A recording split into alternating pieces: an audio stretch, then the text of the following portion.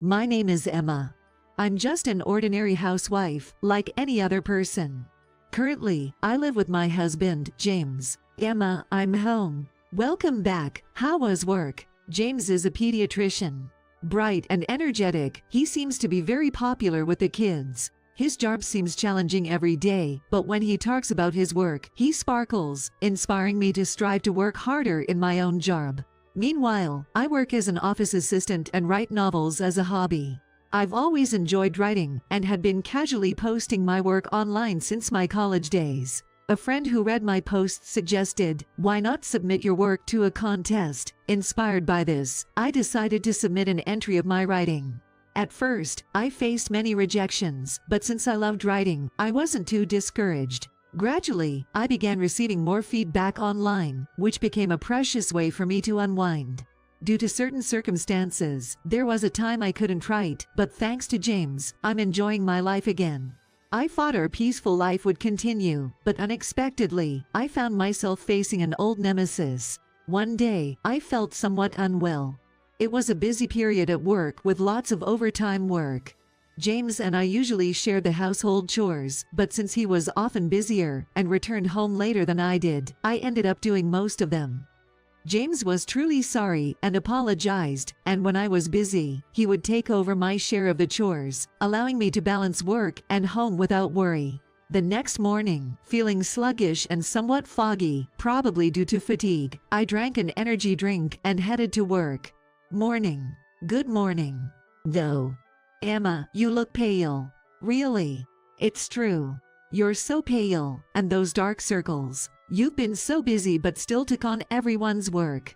At work, my junior colleague was concerned, but I didn't think I was that unwell. I'm okay, we still have a busy period ahead. Please don't push yourself too hard. At that time, I thought I was fine, but the body is honest, and the next day, I started having a sore throat. Talking caused a sharp pain. Upon hearing my voice, James immediately suggested we go see the doctor.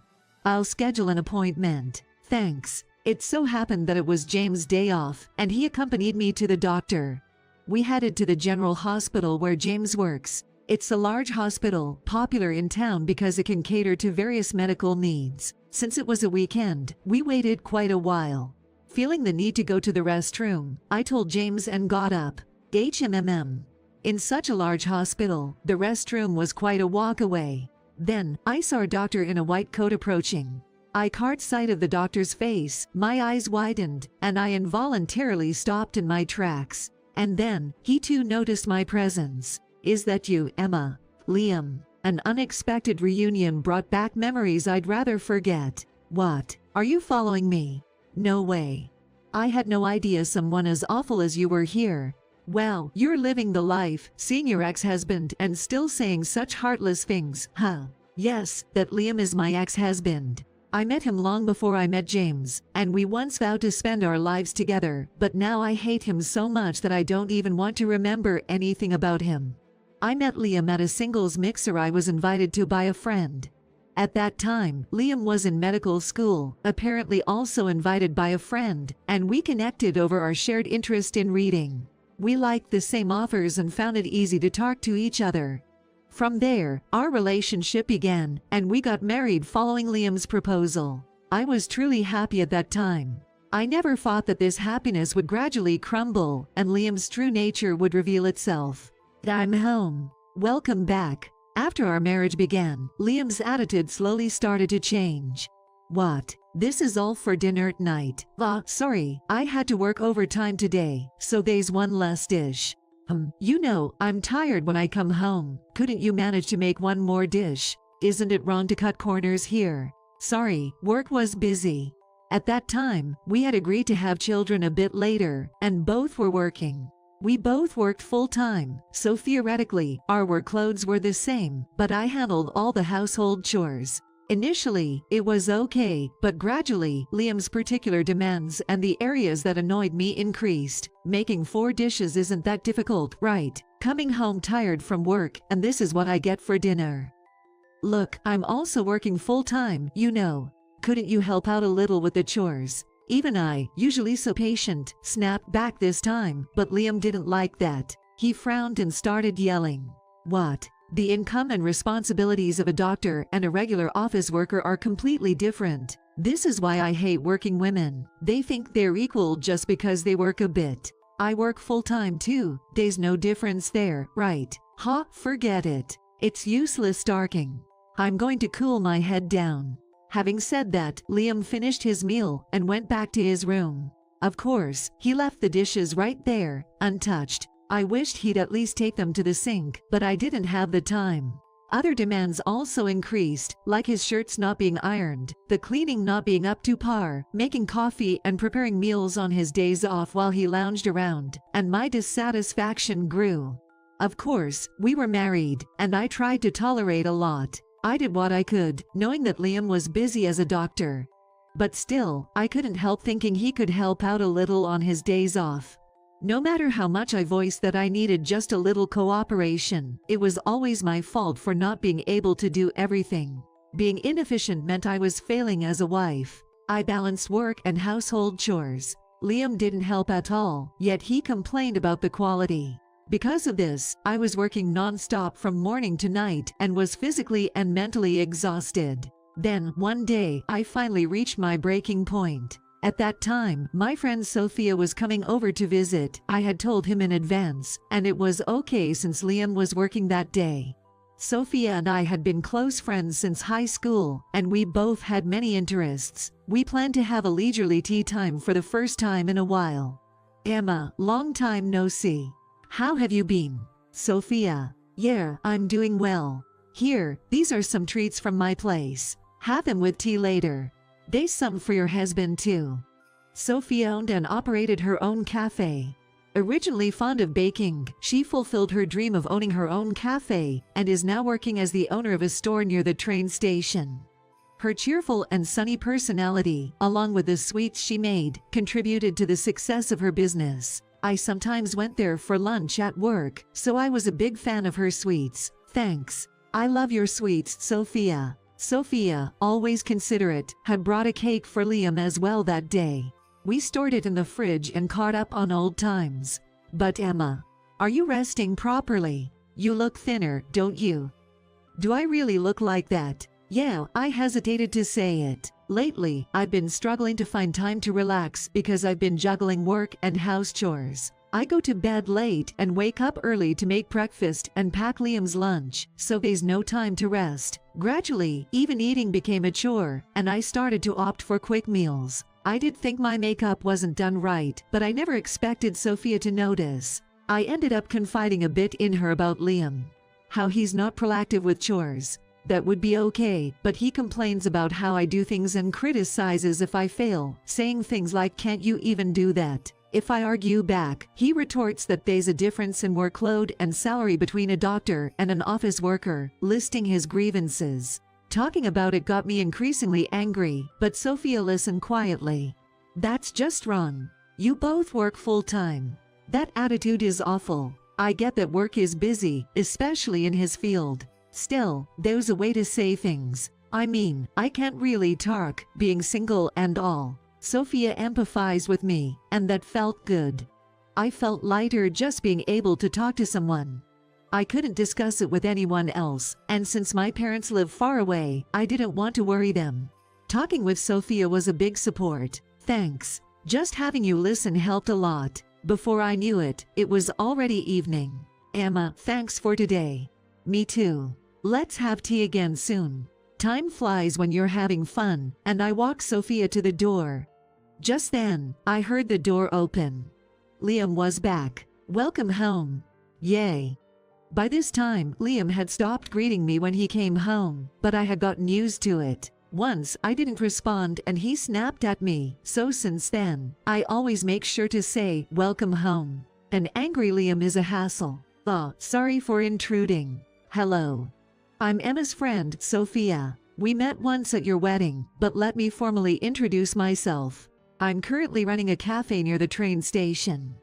I brought some treats from the cafe today, so please enjoy them with Emma. Sophia brought some cake for us. There's some for you in the fridge. Okay. His indifferent response prompted Sophia to speak up before I could intervene. Excuse me for speaking out of turn, but Liam, could you maybe support Emma a bit more? What's this out of the blue?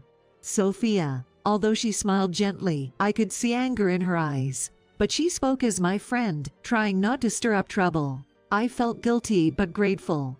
Emma's also working full-time. Even a little support from you would make a difference. Could you at least listen to her? As Sophia's words warmed my heart, I inadvertently stared wide-eyed at Liam's face. His brows were furrowed, clearly showing a displeased expression. I quickly thanked Sophia and urged her to head home. Let's have tea again, thanks Sophia. Sure. After Sophia left, Liam immediately turned to me with a displeased look. What? You were talking bad about me to someone else. It wasn't bad-mouthing. We just talked about how we're both busy and it's stuff. Sophia is just worried about me.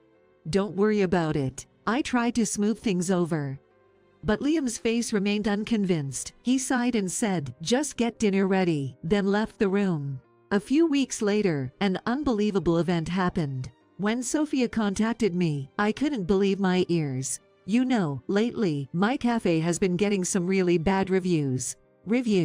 According to Sophia, her cafe suddenly started receiving multiple negative reviews anonymously on a review website. Moreover, dozens of bad reviews were also posted on a local cafe review site for our town.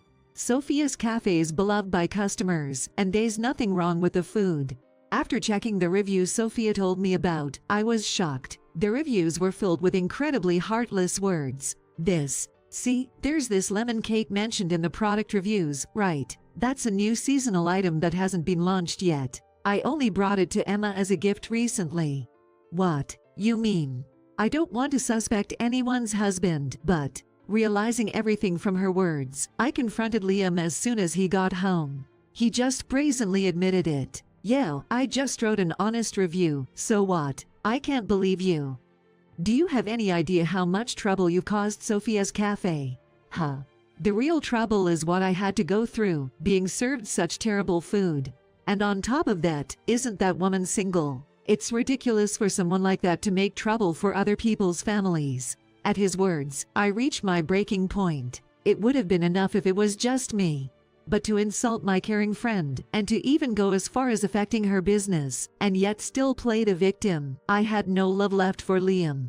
It's you who's being unreasonable. You mean you wrote all those reviews? That's not just criticism, that's sabotaging someone's business. Just because you didn't like being spoken poorly of, you don't have to do something so low. Whatever I do is none of your business. Just because we're married doesn't mean we're not strangers, lol. Besides, your friends are obviously low class too, lol. I can't do this anymore, I want a divorce. At my sudden words, Liam's eyes widened for a moment, but he quickly sneered. Divorce over this? Well, fine. I didn't tell you, but I got assigned to a major hospital. Guess it doesn't matter to you anymore, lol. None of that mattered anymore. Feeling increasingly detached from the man who lacked any humanity, I spoke up. Right, since we're strangers now, it has nothing to do with me. TCH, you're not even cute. You should at least be grateful for the life I've provided you up until now. Until the end, Liam never changed. He even boasted about his new job at the major hospital, and threw hurtful words at me during our divorce, like you'll regret this divorce, and don't expect any help from me. But I quickly packed my things and left. I truly believe that getting a divorce was the right decision. I couldn't imagine successfully sharing household duties if we had children, nor could I see a happy family life with him. After remarrying James, I truly understood the importance and reassurance of having a supportive partner. I had intended never to see Liam again, but I never imagined he would end up at this hospital. Liam approached me with a smirk when he saw me. What's up? Feeling sick? It's none of your business. What a waste of time. I just wanted to finish up in the restroom and return to the waiting room, but as I tried to pass by, he grabbed my arm. What? We have nothing to talk about. You must be sick, being uneducated and single, lol. You don't need treatment, lol.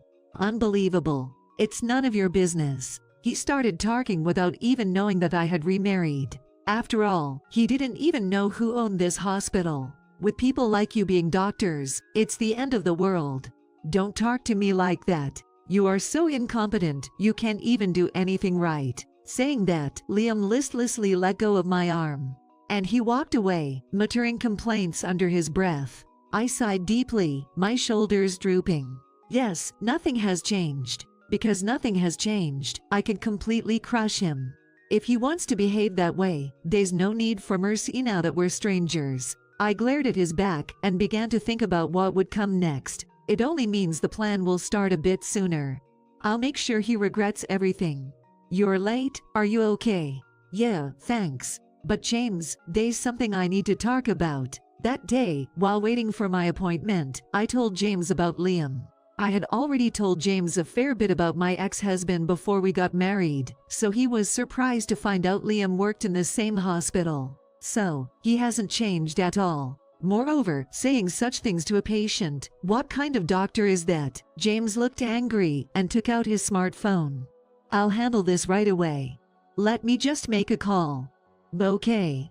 While James made some calls, I finished my appointment. A slight throat inflammation and poor nutrition were the culprits. It was just like a cold, so I'd be fine with some rest and medication.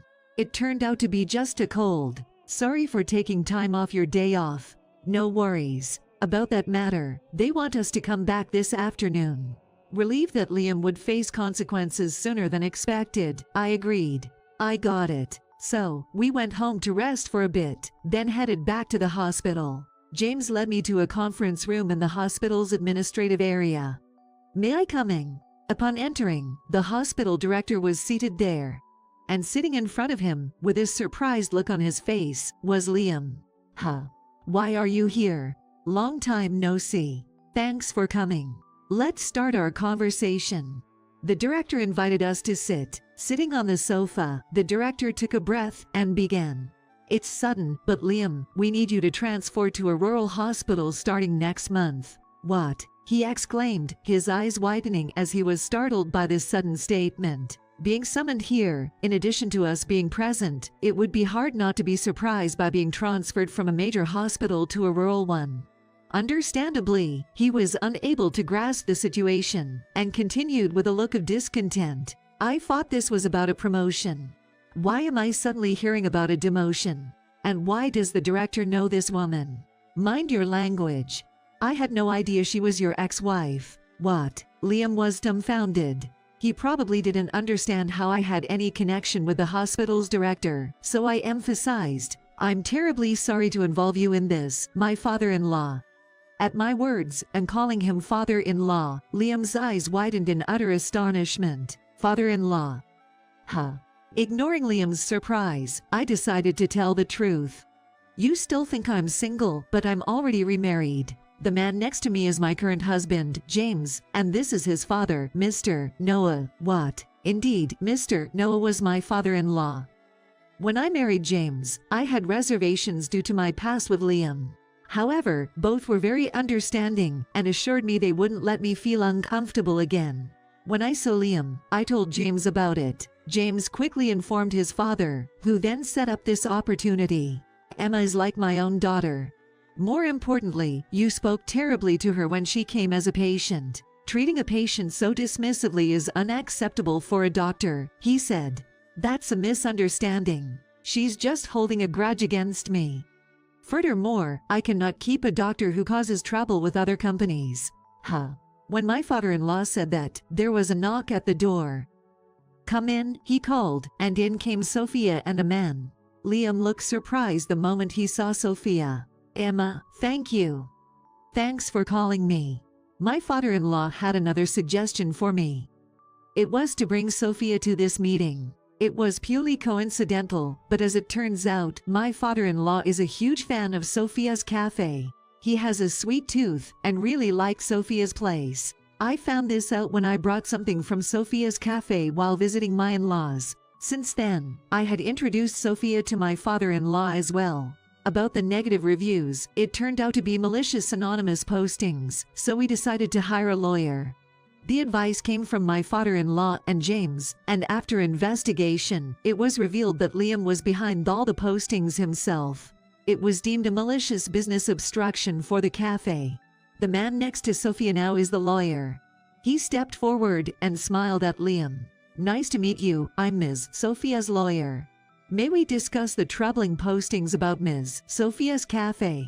"What? I don't know anything. We know the postings were made from public computers like Internet Cafe. We have all the evidence lined up." I said I don't know anything. Fending ignorance won't help. We've gathered evidence that you made those postings. How does it feel to get a taste of your own medicine after mocking people so much? At my words, Liam glared at me.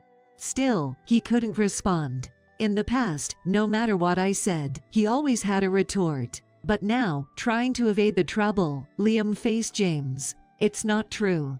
This woman has been a habitual liar since we were married, always throwing insults at me.